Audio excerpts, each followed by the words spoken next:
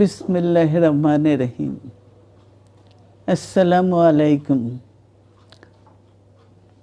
দীর্ঘদিন অসুস্থ থাকার পর আপনাদের সামনে কথা বলতে পারার জন্য আল্লাহর কাছে শুকরিয়া আদায় করছি। আমার কারাবন্দী অবস্থায় আপনারা আমার কারামুক্তি ও রোগ মুক্তির জন্য সংগ্রাম করেছেন, দোয়া করেছেন। সেজন্য আমি আপনাদের সকলকে ধন্যবাদ জানাচ্ছি। দীর্ঘ আন্দোলন সংগ্রাম ও ত্যাগের মধ্য দিয়ে আমরা ফ্যাসিবাদী অবৈধ সরকারের কাছ থেকে মুক্তি পেয়েছি।